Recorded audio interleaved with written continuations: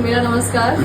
मेरा नाम प्रियंका है और मैं आपके ही शहर क्राइम ब्रांच में इस टाइम अपनी सेवा दे रही हूँ। तो मैं भी आप जैसे ही एक छोटी सी कोशिश कर रही हूँ आप सबको साइबर से जागरूक करने की।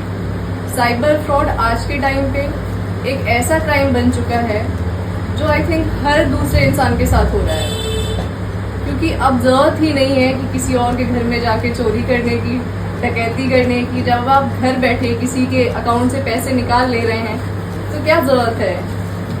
तो इसलिए आप सबको सतर्क रहने की ज़रूरत है। कुछ चीज़ें हैं, कुछ सावधानियां हैं जिन्हें आप बरतेंगे तो आप बच सकते हैं। क्योंकि अगर आपके साथ साइबर फ्रॉड हो जाता है तो ये हकीकत है, बहुत रेयर चांसेस हैं कि आपके पैसे रिकवर हों। क्योंकि अगर ट्रांजैक्शन भी कई टाइप के होते हैं। अगर यूपीआई ट्रांजैक्शन है कोई चांसेस नहीं है कि आपके पैसे रिकवर हों।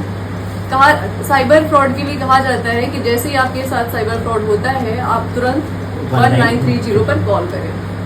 1930 पे कॉल करने से होता क्या है, आप जैसे ही कॉल करते हैं, अगर आप विद इन सेकेंड्स में कॉल कर देते हैं तो उस अकाउंट से पैसे अगले अकाउंट में ट्रांसफर नहीं हो पाते हैं। तो कई हद तक चांसेस होते हैं कि आपके पैसे बच जाए जी। लेकिन आप लोग करते क्या है, आप लेट कर देते हैं, उसके बाद आप एप्लीकेशन देने जाते हैं जानकारी के अभाव में। एप्लीकेशन देते हैं, फिर उस पर कार्रवाई होती है, तब तक आपके पैसे अकाउंट से खाली हो चुके होते हैं और जिस अकाउंट में गए होते हैं उससे भी खाली हो जाते हैं। तो बचने के तरीके नहीं होते फिर। तो सबसे पहली बात है कि अगर आपके साथ ऐसा कुछ होता है तो आप 1930 पर कॉल करें, जिससे आपके पैसे होल्ड हो जाएं और कोर्ट के माध्यम से रिकवर हो जाए। आपके साथ साइबर फ्रॉड हो ही ना, अच्छा तो यही है कि हम वो जानकारियाँ सीखें कि हमारे साथ हो ही ना। कोई भी अननोन कॉल आती है आज के टाइम पे एआई के माध्यम से, या फिर ये कह लीजिए कि डिजिटल युग है, दुनिया बहुत आगे जा चुकी है। अगर आपके पास कोई कॉल आ रही है, कई बार आपसे कहा जाएगा कि कोई आपका रिश्तेदार ही बोल रहा है, या फिर आपका कोई साथी है, या फिर आपके घर से कोई है जिसकी आवाज़ आपको लग रही होगी। आप क्या करते हैं कि उसे वेरीफाई नहीं करते।